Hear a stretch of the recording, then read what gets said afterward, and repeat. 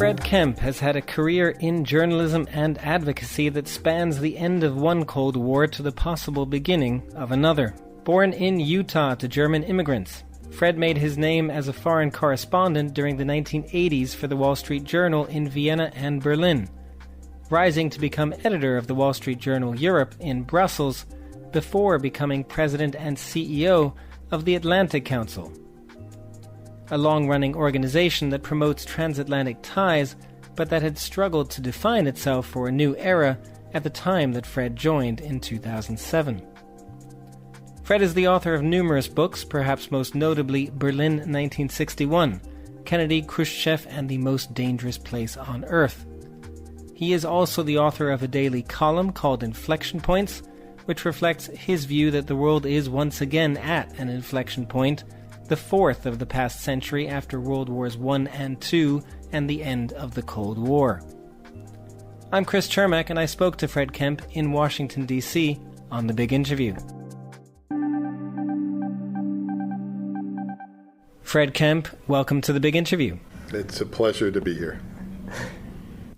We know each other very well. I don't mind saying to our listeners out there that you are one of my journalism mentors because you have been involved in my career for a very long time, since my teens. And I wanted to take you back to the beginning of your journalism career. And I was curious who your mentors were when you got into journalism. That's such an interesting question. My mentors were people you wouldn't expect. I'm not going to give you a big name. I'm not going to give you someone who's written a best-selling book or someone who's won a Pulitzer Prize. My mentor was a high school teacher by the name of Claire Ann Jacobs at Skyline High School in Salt Lake City, Utah. She knew I had talent. She knew I loved to write. But what I didn't like to do is hand in my assignments on time. And so she gave me a C in my first semester of journalism, but told me that if I got an A in my second semester, she would average them out. And on top of that, she would give me the job that I most wanted, which was to be the sports editor of my high school newspaper. And everything else happened from there. And so my mentors were really my teachers, and I think this is a message to teachers all over the world. They were also my professors, Milt Holstein, Ernie Ford at the University of Utah. And then as I got older, I had mentors that were stars and mentors that were great editors and were great writers. But without that beginning, I don't turn to journalism in the first place. And as you talked about there, you started in Utah. It's very far from where you are now, both where you've been and where you are now on the other side of the coast. But what got you engrossed in European affairs, global affairs at that time? Where did that switch come from wanting to be the sports editor for your high school paper to wanting to travel the globe, understand the world? Well, two things really. First of all, I'm a first-generation American. I'm the son of German immigrants. And so even though I grew up in Salt Lake City, Utah, which is a long way from the parts of the world I've covered since, I grew up with language in our home. Family parties were more European than they were American. Sunday mornings were Beethoven, Schumann, and Schubert playing on the 78 RPM record player. And so I also heard arguments at my parents' dinner table about Roosevelt, and did Roosevelt save the world or did he sell out Germany? And so this was all part and parcel of my upbringing. And then the interesting thing, how do you become go from sports editor to this? Well, you spend a semester abroad, you go behind the Berlin Wall to visit your relatives, and you see how they're living under the yoke of communism. You write your first really interesting journalistic piece about a group that was helping people escape across the border of the wall, and they had been found out, and some of their members had been in prison, so they told me their story. I wrote the story. It was on the front page of the Salt Lake Tribune. It even won a journalism award. And you say to yourself, this is more interesting than a basketball game. That's absolutely fair enough. When you talk about reporting in that environment, what you went on to do from there, also being a foreign correspondent, working in that time before and after the Berlin Wall fell, it does feel a little like we're coming into a kind of sad full circle, right? We're going back into a bit of a Cold War era. But I'm curious, perhaps what your thinking was coming out of the fall of the Berlin Wall, because it was such a time of optimism. And as you described, we got it, half right after the Cold War. But at the time, there was such a joyous mood. Was that something you felt? Did you feel differently at that time? Did you feel, this is the end of history? The interesting thing is I didn't. I was actually disappointed that the leaders that came immediately afterward wanted to move on. I actually thought that we had won this incredible victory. I actually refer to it as World War III because the Cold War was a world war, but it just wasn't a kinetic war. It wasn't a military war. And we won it without firing a shot, which is really, really quite remarkable. But at that point, one could have really taken that moment and created and at least made an attempt to build upon, instead of thinking it was the end of history, as Frank Fukuyama wrote in his very famous book. You could have said, this could be the beginning of a new and a better era, and let's build upon that. I think the closest we came to doing that was after 9/11, when NATO declared Article 5. That means defense of all allies. It's the first time they declared Article 5, which is one for all for one. If any ally is attacked, then all will defend. And they did it not because Europe was attacked, but because we were attacked by terrorists. We didn't really embrace that moment. We didn't really say, yes, that's right, we are all in this together. And I just think that it's now time for us to rewind that a little bit and say, look, the coalition of democracies, and I wouldn't say just democracies, there are plenty of non-democracies that are modernizing and moderate and leading to a better world. Let's come together and realize that we are at this really dangerous moment.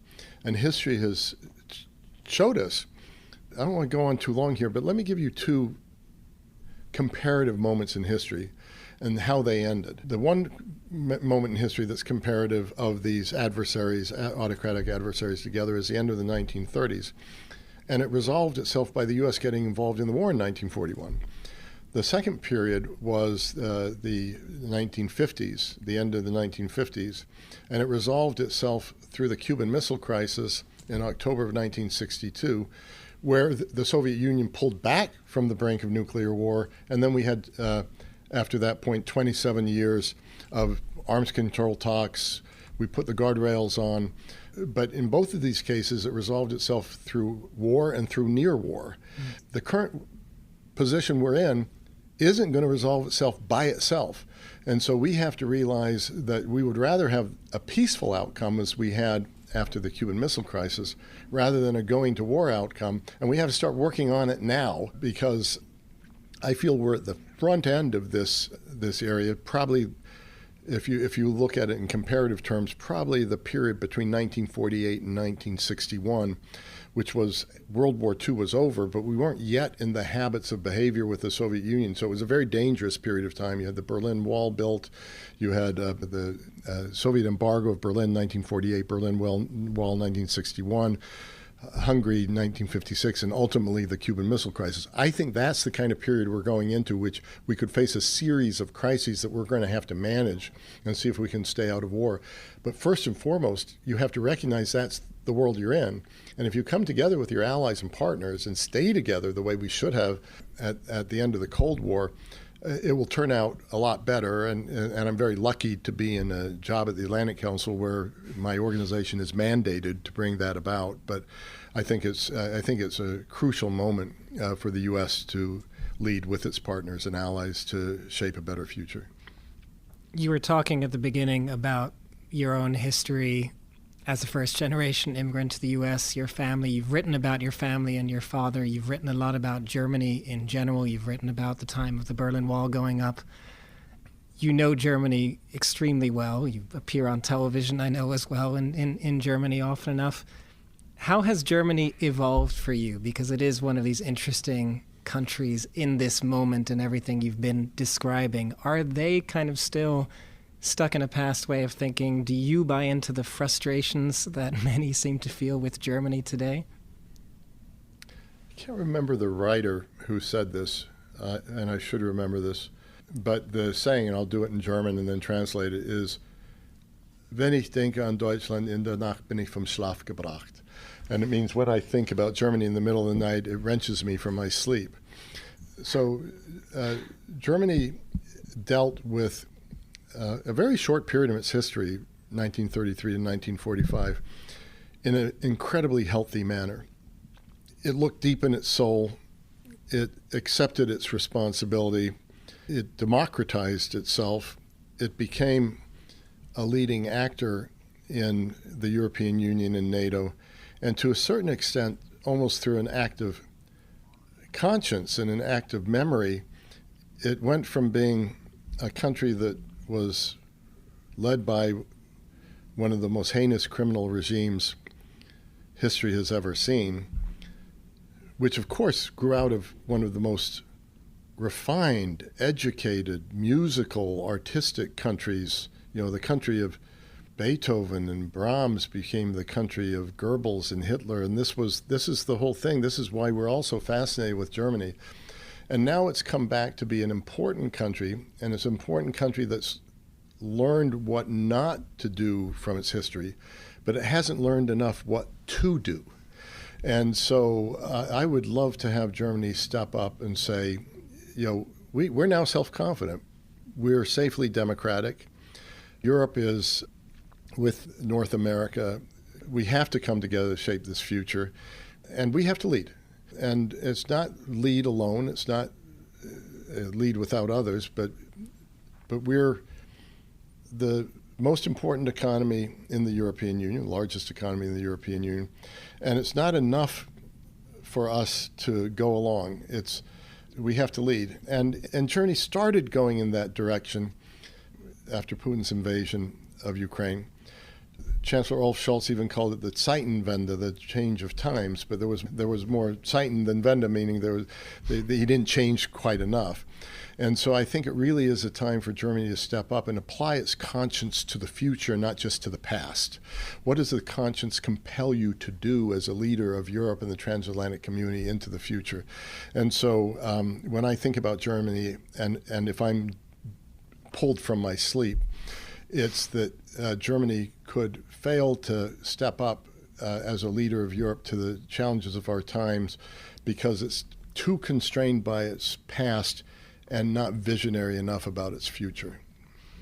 Another place that you know very well is Brussels and the European Union. You were editor of the Wall Street Journal Europe. And I wanted to kind of take you back to that time. What did you think of Brussels then? Because I imagine at that point, it kind of like you're describing Germany maybe today, Brussels and the European Union kind of had their own identity crisis. Oh, if I talk about the European Union, I could put your listeners to sleep. Those were the days where you could particularly put listeners to sleep with Brussels, right? I'll tell you, it's really interesting. I think the European Union, it's an experiment in history, and it remains an experiment in history where you have these nation states that some of them, Germany and France, have been at loggerheads for, I guess, centuries. Laying this all to the side, the coal and steel community was literally the bringing together of coal and steel, which were the makings of the war machine. And you would pool that, and then you would never go to war again. And then after German unification, you'd pool your currency into a European Union, a euro, you'd never go to war again. So I think you don't get a lot of friends in America by saying this, but I am a big, big fan of the European Union. Was it hard to convince people in the U.S. of that, working for the Wall Street Journal Europe? Were you kind of more excited than the people you're reporting for? Yeah, it remains hard. And it's because the European Union doesn't do a very good job of selling itself. You know, if you think of the period after the Cold War, it was the European Union that expanded the space of democracy. It was the European Union that brought in the Warsaw Pact countries and expanded in a way. So NATO did as well, but it's different for the European Union because you're bringing everyone into a common market and you're subsidizing them, and it's really, really pretty remarkable. And the line is still out the door of those Ukraine, Moldova, Georgia, the countries that want to get in. And so I actually think that as a strategic partner for the United States, the European Union is as important, in some respects more important than NATO. NATO is certainly important from a security standpoint, but without the European Union being part of this all, the global competition is as much about economics, it's as much about artificial intelligence, it's as much about regulation. And if you actually look right now at the functioning democratic institutions of Europe, who would you say is more effective right now, Chancellor Olaf Scholz of Germany or the President of the European Commission, Ursula von der Leyen? I would say Ursula von der Leyen is much more effective, that she is... The power centers have kind of shifted. Yeah, and so I think it's parts of the European Union are always going to frustrate us simply because the pooling of all this decision-making doesn't work. I really think they have to change their majority voting approach so that they can be more decisive on the world stage, and I hope they'll move in that direction. Now, I wanted to move on from there to you coming back to the United States. You left journalism, you joined the Atlantic Council, you changed continents, you came back to the United States. Tell me a little about that moment in your life. What led you to make that decision? How you thought about, I guess, the contribution you could make here, because it's not always easy from living abroad to come back and feel like you have a place here in the U.S. I know that one from experience. So I lived in Europe for more than 25 years, and I traveled Europe and the Middle East. I did both. Most of that time was with the Wall Street Journal. And I didn't choose to come back to the United States. I was, quote unquote, promoted and transferred back by the Wall Street Journal. And then I was offered the job to run the Atlantic Council. And I think that was an interesting choice. That was more than Europe and the United States. I think the choice between journalism and what I'm doing now was interesting because at the Wall Street Journal, you're at the game. If I use an analogy from American football, you've got the best seats on the 50-yard line. You can talk to any of the players you want to. But you're a journalist still. You're an observer. So I'm not on the playing field the same way a soldier would be or the same way someone sitting in the Pentagon, the White House would be. But I thought the moment in history was rich enough. I thought I'd learned enough through my history that I wanted to be more on the playing field. I'd lost all objectivity as a journalist, which is dangerous because I was a news reporter. And how had you lost all objectivity? I saw through the Cold War that U.S. leadership in the world was, as Madeleine Albright, the former Secretary of State, argued, mentor of mine, it was irreplaceable. And I believe it deeply, and I believe deeply in this transitional moment we are in history yet again. So you felt like you had something to say. I not only had something to say, I had a point of view that if we didn't do it, we were going to regret the outcome as a country, and I thought the world for sure would regret it. And it wasn't egotistical. It was just observational that there was no other country that could galvanize as many countries around a common cause. Even with all of our downsides, even with all the mistakes the United States has made, we're still the only country that has the capability of doing that. And people still turn to us to do that. And I wanted to be part of that from a standpoint more as an actor than an analyst. But when you joined the Atlantic Council itself, I think it's maybe fair to say, was in a bit of an identity crisis. It had shrunk. It was a lot smaller than it was in other times in its history.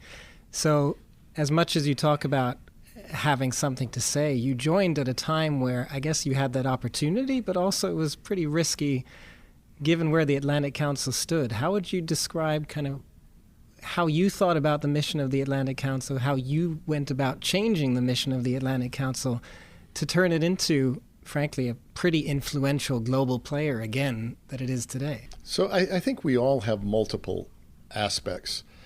I'm a great reader of Hermann Hesse and Steppenwolf and sometimes even different personalities that come out at different times. One side of me is the writer, the journalist, the analyzer of facts. and I'm very happy in that role. The side of me I hadn't fully realized before was that I have an entrepreneurial side. I love to build.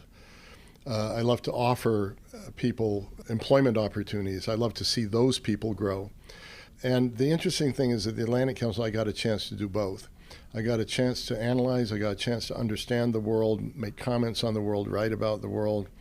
I even put out my book, Berlin 1961, while working at the Atlantic Council. I'm working on a new book now. But at the same time, I got to build. On the revenue line, the Atlantic Council has grown 20-fold since I took over in 2007.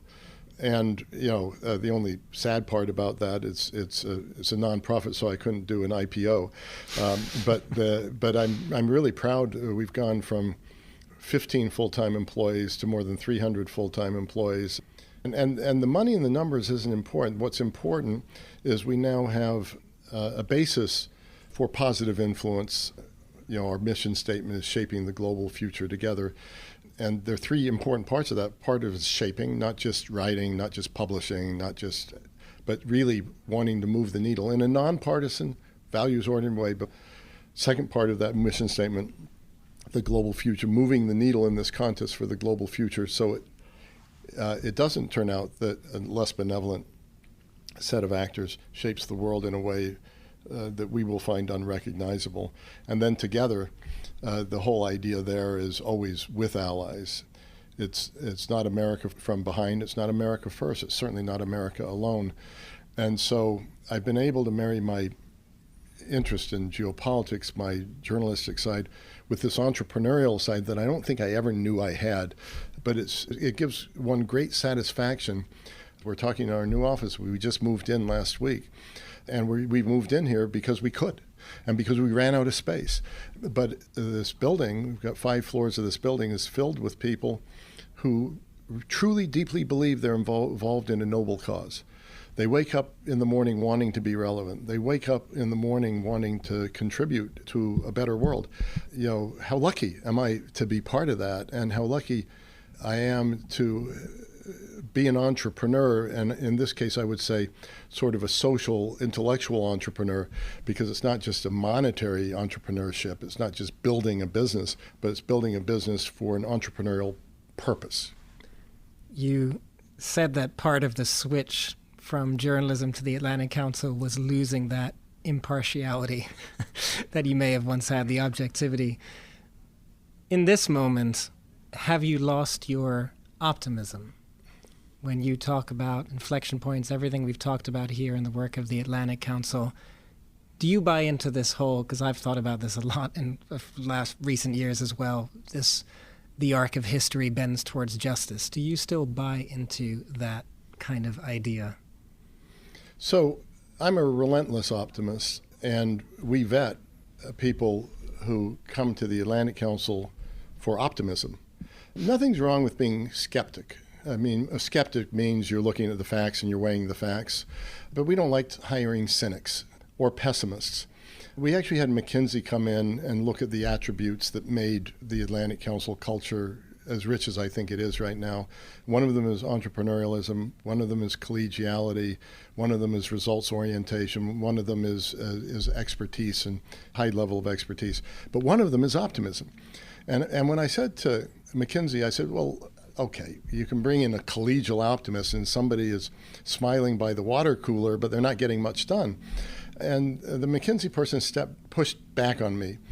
And he said, in your work, collegiality is a must because you're not going to improve the state of the world on your own. It's only going to be with teams.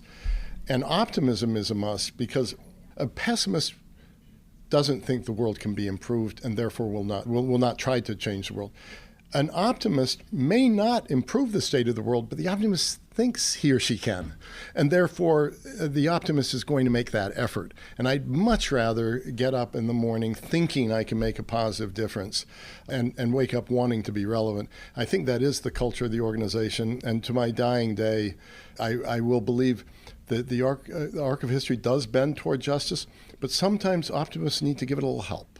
And you can wake up in the morning feeling optimistic instead of waking up in the morning thinking about Germany. I'm even optimistic about Germany, but they say America will always. I think it was Churchill who said we'll always get it right after exhausting all other alternatives, and so this gets to our election. I think we'll get it right after exhausting all other alternatives.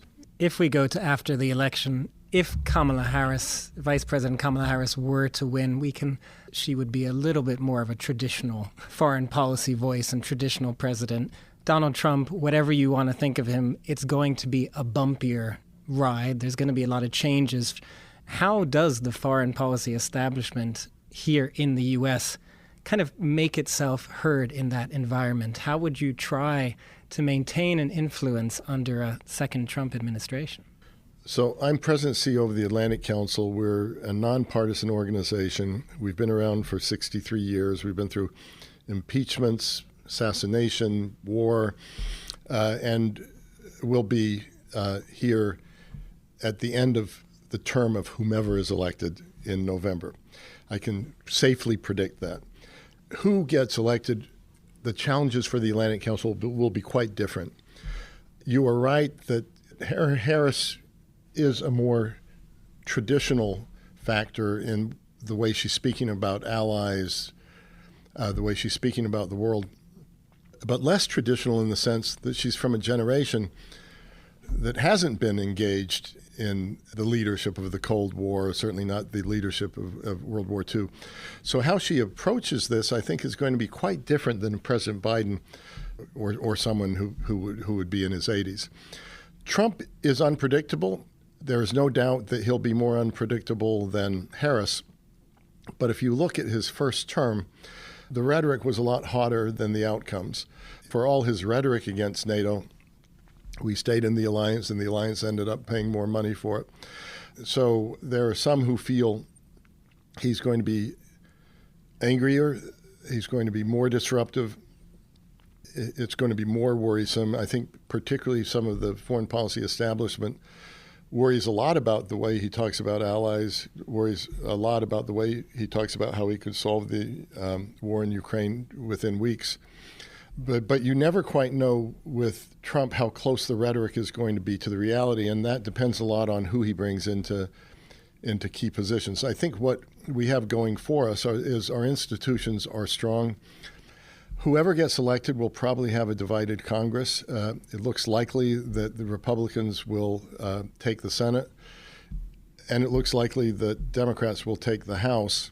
Usually, more often than not, when we have a new president, they have both the House and the Senate. In either case, it's going to be unlikely that will be the case. I actually like that. I think it puts more checks and balances in the system. So I probably worry less than some people in the foreign policy establishment about a Trump presidency. I think in the end, he won't want to be humiliated in the world stage, but it's also dangerous to bet that a politician is going to be other than what the politician says the politician is going to be. So I think my fundamental belief in American institutions and democracy makes me feel that President Trump is probably not going to be as unpredictable as forecast, and Vice President Harris may not be as wholly predictable as forecast. Fred Kempe, thank you very much for joining us on The Big Interview. Thank you so much. Chris, I've known you, I think, almost all of your life, and it's just a pleasure to sit down and have this kind of conversation with you, which I don't think I could have with anybody else. It was a lot of fun. Thank you.